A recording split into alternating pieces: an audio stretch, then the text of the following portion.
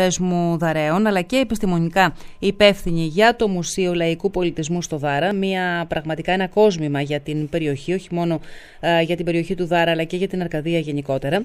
Ο λόγος τώρα για τον οποίο θα μιλήσουμε σήμερα με την κυρία Αντωνία Κορδοπάτη είναι γιατί οργανώνεται μια εθελοντική αιμοδοσία και μια συναυλία στο Δάρα Αρκαδίας για πρώτη χρονιά, για πρώτη φορά, όχι για πρώτη μόνο χρονιά. Μακάρι να γίνει θεσμός και να είναι η αρχή αυτή η αιμοδοσία, να γίνεται κάθε χρόνο.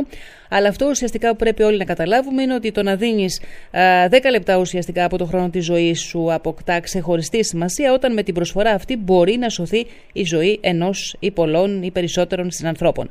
Αυτό είναι και το μήνυμα, αν θέλετε, αυτής της καμπάνιας για την εθελοντική αιμοδοσία που θα γίνει 13 και 14 Αυγούστου. Περισσότερα όμως αμέσως τώρα από την κυρία Κορδοπάτη. Καλημέρα, κυρία Κορδοπάτη. Καλή σας μέρα. Σας ευχαριστούμε που είστε κοντά μας. Καλά είμαστε και να σας δώσουμε και εμείς τα συγχαρητήριά μας για αυτή την πρωτοβουλία που έχετε και θα βοηθήσουμε βέβαια μέσα από τη χορηγία που έχουμε αναλάβει να κάνουμε, έτσι, ως χορηγή προβολής και όσο μπορούμε προκειμένου να έχετε περισσότερο κόσμο, προκειμένου και να συγκεντρωθεί βέβαια περισσότερο, όσο το δυνατόν περισσότερο αίμα. Έτσι. Αυτό εξάλλου είναι και ο στόχος, νομίζω. Και ο στόχος, ναι. Σας ευχαριστούμε θερμά και για τη φιλοξενία και για τη χορηγία επικοινωνίας της δράσης της εθελοντικής αιμοδοσίας. Λοιπόν, για πείτε μας τώρα δύο πράγματα παραπάνω. 13 και 14 Αυγούστου. 13 και 14 Αυγούστου λοιπόν έχει προγραμματιστεί η πρώτη εθελοντική αιμοδοσία στο Δάρα, στον ισόγειο χώρο του Μουσείου Λαϊκού Πολιτισμού, με τη συνδρομή της κινητής μονάδας αιμοδοσίας του Γενικού Κρατικού Νοσοκομείου Αθηνών Γιώργος Γεννηματάς. Μάλιστα. Οι εθελοντές αιμοδότες μπορούν να προσέχονται το Σάββατο 13 Αυγούστου 9 με 1 και το απόγευμα 5.30 με 7.30 και την Κυριακή 14 Αυγούστου 10 με 1 το μεσημέρι. Η αιμοδοσία αυτή υποστηρίζεται και από την Τράπεζα Αίματος που έχει ο Σύνδεσμος Δαραίων, έτσι, όπου εσείς είστε εκεί γραμματέας. Ναι. Ο Σύνδεσμος Δαραίων πριν από μερικούς μήνες ίδρυσε την τράπεζα αυτή με τον διακριτικό τίτλο Βασίλης Κορδοπάτης. Τίμησε ένα και νέος ανθρώπου που χάθηκε πρόωρα από κοντά μας και ξεκίνησε την διαδικασία για να οργανωθεί η πρώτη εθελοντική ομαδική αιμοδοσία στο Δάρα τώρα τον Αύγουστο.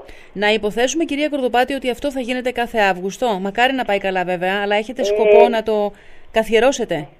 Θεωρώ πως ναι, να έχουμε μια καλή αρχή, να έχουμε συμμετοχή και ο στόχος μας είναι κάθε χρόνο τις ημέρες του Αυγούστου να έχουμε εθελοντική αιμοδοσία στο Δάρα.